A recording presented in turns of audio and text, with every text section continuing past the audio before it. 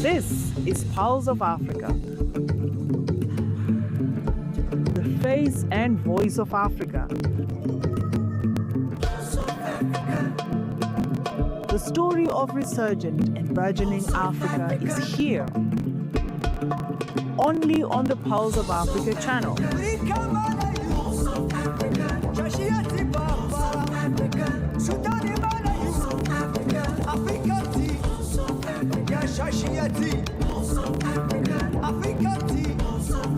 Pulse of Africa, the face and voice of Africa.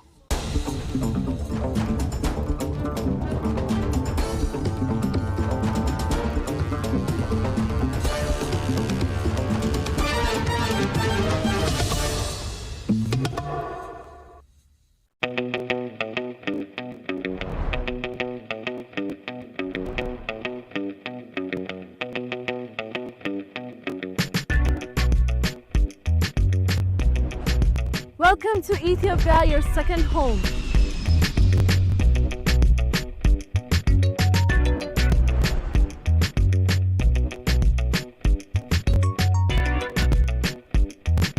As you gather for the 48th Ordinary Session of the Executive Council and the 39th Ordinary Session of the AU Assembly, the vibrant city of Addis Ababa opens its arms to you. This year, leaders from across the continent unite under the powerful theme, assuring sustainable water availability and safe sanitation systems to achieve the goals of Agenda 2063. Together, we embark on a journey of meaningful discourse and shared visions for a brighter future. But it's not just about discussions within these esteemed halls. As you can see, the streets of Addis Ababa are alive with transformation, all ready to welcome you.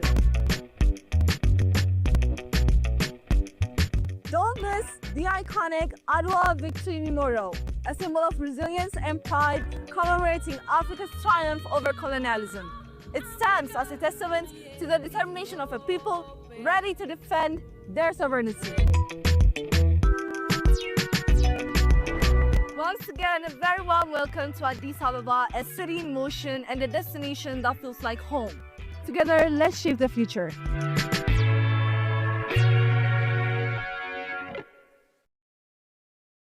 Hello and welcome. I'm Frau Namad with Pulse of Africa News, bringing you the latest stories and updates from across the continent, live from Addis Ababa, the capital of Africa.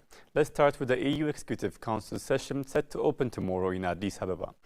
The 48th Ordinary Session of the African Council of the African Union is set to open tomorrow, 11 February 2026, at the African Union headquarters in Addis Ababa, Ethiopia.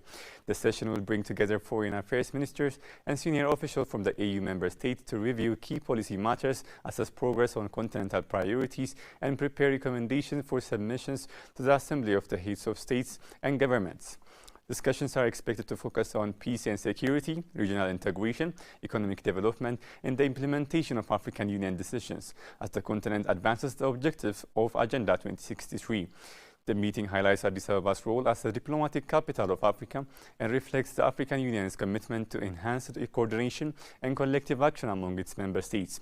Meanwhile, foreign affairs ministers from across the continent have begun arriving in Addis Ababa to participate in the 39th Ordinary Session of the African Union Summit, scheduled to take place from 14 to 15 February 2026.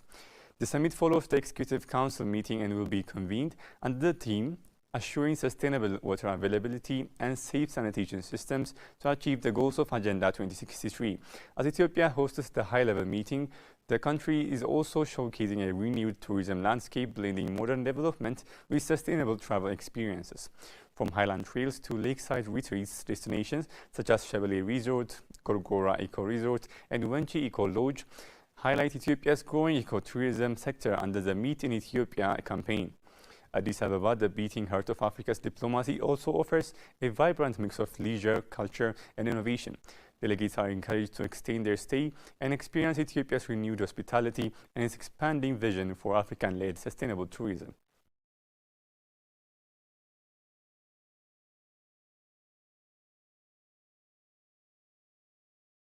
Africa has made significant progress in regional infrastructure development under the first 10-year implementation plan of Agenda 2063, exceeding financial targets and expanding connectivity across the continent. According to Amni Idris Adum, Director of Infrastructure and Energy Industrialization, Trade and Regional Integration at the African Union Summit, African Union Commission, talking to POE, Adum said the continent surpassed its initial infrastructure financing goal by a wide margin. While the Program for Infrastructure Development in Africa initially aimed to mobilize $15 billion, African Union member states ultimately committed more than $84 billion. This is a major achievement, Adum said, noting that the first phase of PIDA focused heavily on regional and cross-border infrastructure, which he described as critical for Africa's economic integration. According to the AU official, the investment have led to the construction of numerous trans-border roads, expanded electrification, improved access to water, and a dramatic increase in digital connectivity. Internet access through fiber optic infrastructure has grown sixfold, supported by projects such as the Trans-Saharan Optical Fiber, particularly in the Sahel region. We really have overachieved even the financial objective. Financial objective was to mobilize about $15 billion, but member states have put more than $84 billion actually on the table. Through that, obviously, we have really built a certain number of roads, especially trans-border roads. This is extremely important. We have multiplied by about 6 the access to internet through the fiber with projects like the Trans-Saharan Optic Fiber. That's mostly in the Sahel region.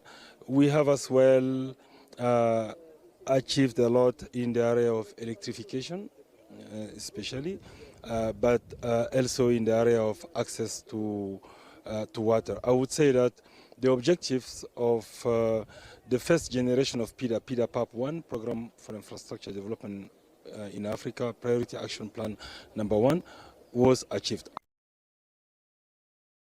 While acknowledging that several projects are still under construction, Adum said the Priority Action Plan 1 has largely met its objectives. Energy remains a central pillar of the second phase. The AU is rolling out a continental power system master plan, which aims to increase Africa's electricity generation capacity from the current 250 gigawatts to about 1,200 gigawatts by 2040. Equally significant is the push to establish an African single electricity market, which would link the continent's 5 regional power pools to enable cross-border electricity trade. In the second, actually, 2 things for electricity. We come with what we call the Continental Power System Master Plan, which aim to multiply by 5 the electricity power generation capacity by 2040. That's what we are doing. As you know, as of now, we have about 250 gigawatt of power, installed power generation in Africa. We need to multiply that to about 1,200 by 2040. That's number 1. And then number 2, we want as well to create the Africa single electricity market. And that's extremely important. So we are thinking that we can achieve that through the connection of the regional power pools. We have 5 regional power pools. We also need to accelerate, especially the trans-border actually trade by obviously connecting our countries through road and rail. But we need as well to build additional OSVP one-stop border post. We have built about 22 border posts in the first generation of PIDA. We have a plan to build around 120 more in the second generation. Trade facilitation is also received renewed attention. The AU plans to scale up the construction of one-stop border posts from 22 completed under the first phase to about 120 in the second phase, alongside expanded road and rail link to boost intra-African trade. Water security has emerged as another major priority. Adum noted that the African Union has declared 2026 as the year of water security, underscoring the growing focus on water sanitation and transboundary water management across the continent. Number 1, because Africa is the last frontier market, I would say. It's a huge market, 1.4 billion people, probably 2 billion by 2040. That's number 1. With a huge young population, That's number two. Our countries are modernizing very quickly, urbanizing very quickly, so there is a lot of opportunity in terms of market. But secondly as well, maybe unfortunately, because everyone considers us as a territory full of natural resources. But we really need to push back. Instead of being considered as just producer of natural resources, we should be the one actually transforming that, processing them, and then export them. But people are more interested because we are a market. And finally as well, because in the international arena, we have quite an important diplomatic role to play. However, he stressed that Africa must move beyond being seen solely as a source of natural resource. We need to transform and process our own resources and export value-added products, he said.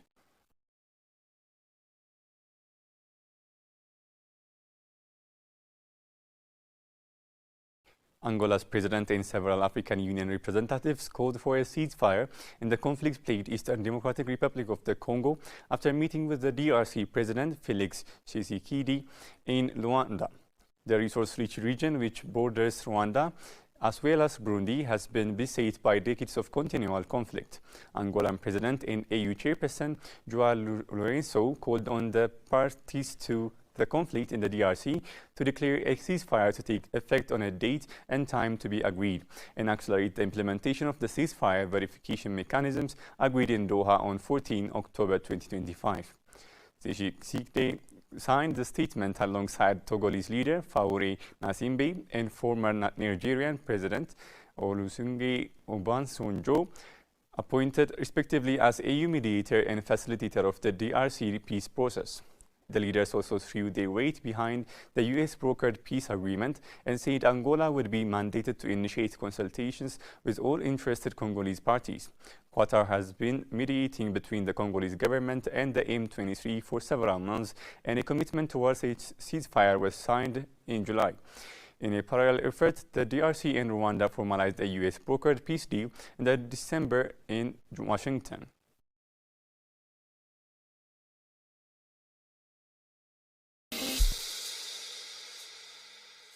The African Union prioritized peace and security through mediation, negotiation, and Peace and Security Council.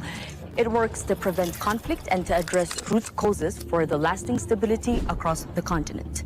Progress in regional cooperation and conflict prevention both support the broader development growth across our continent.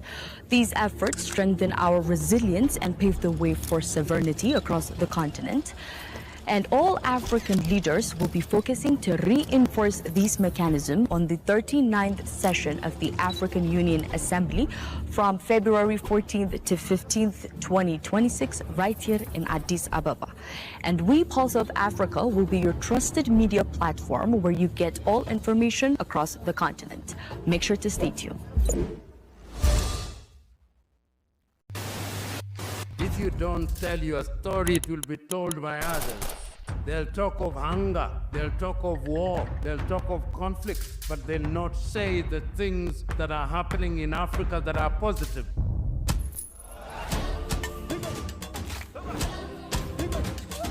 This is POA, a very new media organization in Ethiopia. We have to be voice for ourselves. There is no one else that can tell our story better than us. If it's defending African matters, then go for it. Go for Pulse Media. This is the Pulse of Africa. Tune in, follow the journey, and learn about the news and what's shaping our African continent. I am really impressed by the work that they are doing by telling the African story from Africa for Africans. I think it's definitely needed. Please subscribe to the Pulse of Africa on all platforms.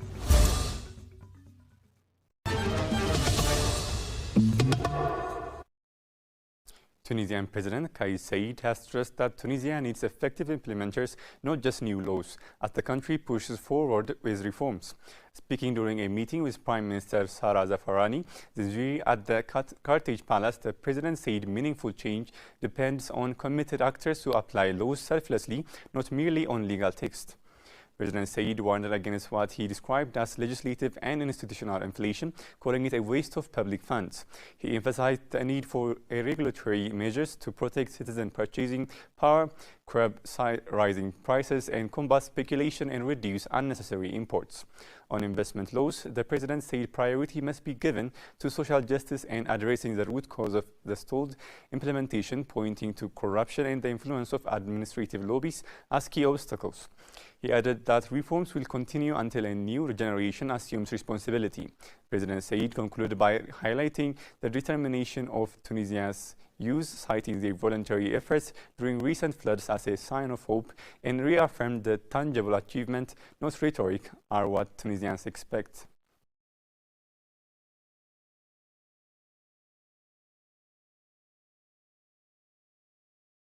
The adoption of robust and scalable artificial intelligence infrastructure tailored to the African's context has the potential to drive economic growth and create vast opportunities across the continent and beyond, government officials said during the Nairobi AI Forum 2026. The two-day forum team accelerated adoption and impact building green scalable AI infrastructure with Africa's innovators was officially opened today in Nairobi. It seeks to accelerate cross-border collaboration and financing models that enable green and sovereign AI infrastructure, turning Africa's resource advantage into new industrial economies that support inclusive human development. Kenya has prioritized leveraging AI and other digital technologies as key drivers of digital transformation, aligning with the government's AI strategy 2025 to 2030. Core government priorities highlighted at the forum include promoting inclusive and sustainable AI, digital skilling for public service transformation, and fostering entrepreneurship in the digital space. Participants are examining how AI infrastructure financing and adoption can be integrated by connecting infrastructure builders, innovators, industry players, and governments to accelerate deployment and impact across priority sectors.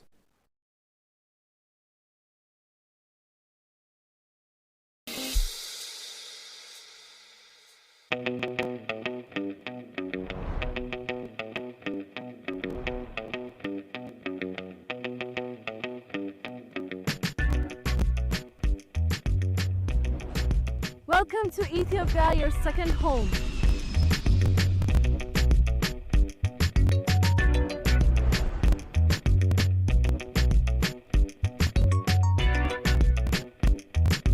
As you gather for the 48th Ordinary Session of the Executive Council and the 39th Ordinary Session of the AU Assembly, the vibrant city of Addis Ababa opens its arms to you.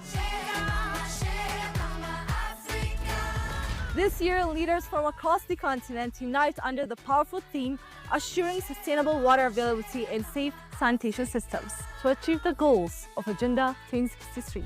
Together, we embark on a journey of meaningful discourse and shared visions for a brighter future. But it's not just about discussions within these esteemed halls.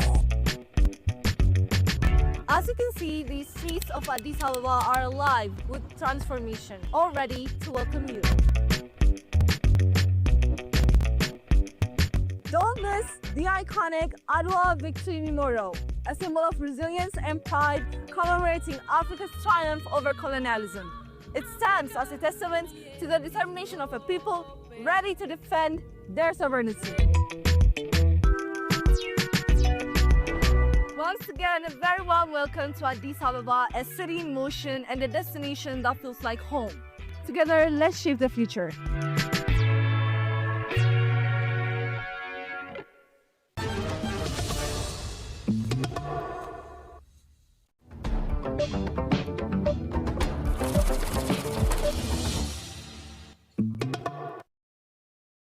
Moving on to business news, Ethiopian Airlines, Africa's largest carrier, has announced revenue of $4.4 billion for the first 6 months of the 2025-26 fiscal year, a 14% increase compared to the same period last year.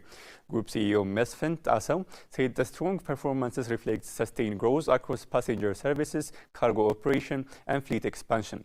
The airline transported 10.64 million passengers on domestic and international routes and now serves 145 international destinations, including 3 newly launched routes.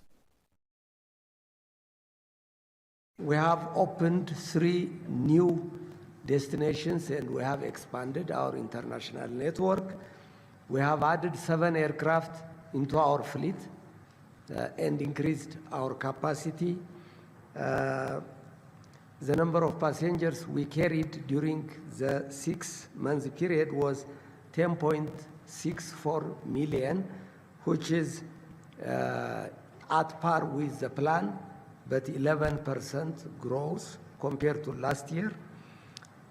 In terms of cargo, we carried 451,000 tons of cargo, which is 4% higher than the plan and 19% growth compared to last year.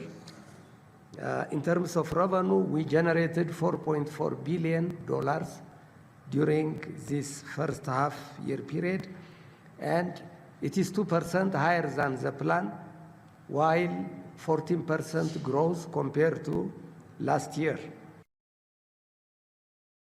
The airline's fleet has expanded to 170 aircraft, including private jets, further consolidating its position as Africa's leading aviation group.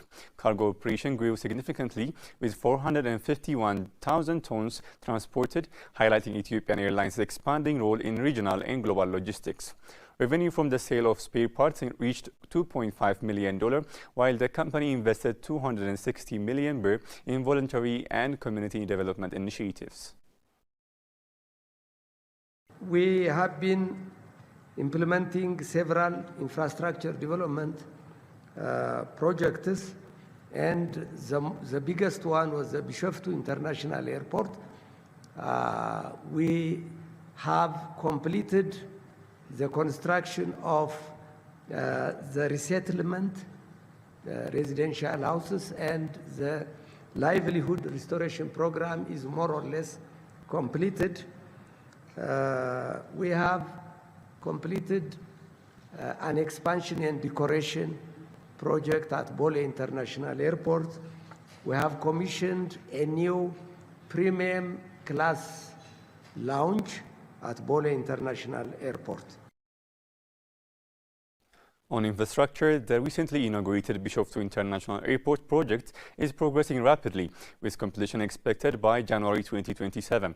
Mesfin emphasized that these achievements strengthen Ethiopian Airlines' operational capacity, infrastructure, and long-term strategy, reinforcing its leadership across Africa's aviation sector.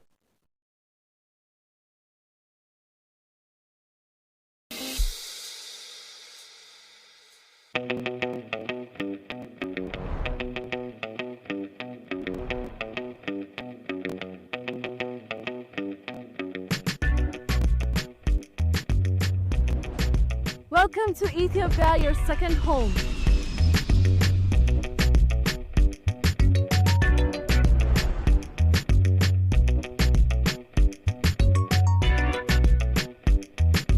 As you gather for the 48th Ordinary Session of the Executive Council and the 39th Ordinary Session of the AU Assembly, the vibrant city of Addis Ababa opens its arms to you.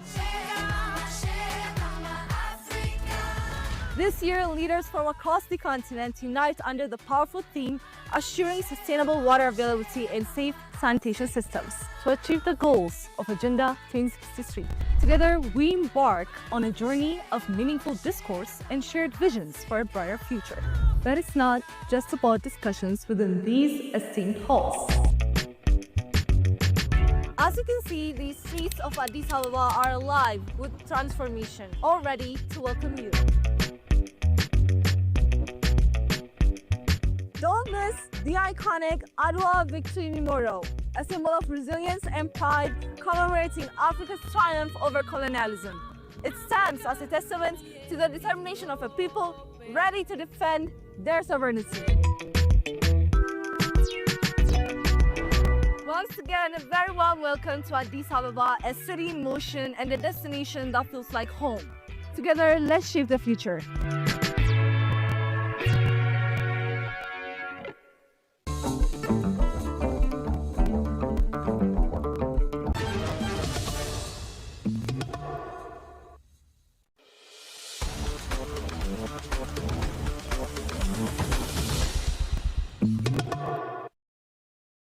Headlining our sports news, Tunisian giants Esperanza Sportiva de Tunis have dismissed head coach Maher Kananzi following a 1-0 loss away to Stade Malien in CAF Championship Leagues. The club announced the decision on Sunday evening, ending Kanzari's tenure amidst growing pressure over inconsistent performances and results in continental competition. Esperance President Hamid Medeb confirmed that a new technical team would be unveiled in the coming days. The defeat in Bamako left Esperanza's quarter-final qualification uncertain, intensifying scrutiny of the team's form. Kanzari, who took over in March 2025 from Romanian coach Laurentiu Reghincampf, struggled to bring consistency to a squad expected to contend for continental honours. Critics cited tactical instability and a decline in technical performance under his leadership. With the next fixture against Pitero Atletico of Angola set to determine the Champions League, Esperanza's management now faces an urgent task to stabilize the team. The club, Africa's most successful with 4 CAF Championship Leagues titles, and its supporters expect the incoming coach to restore momentum and lead the team deep into the competition.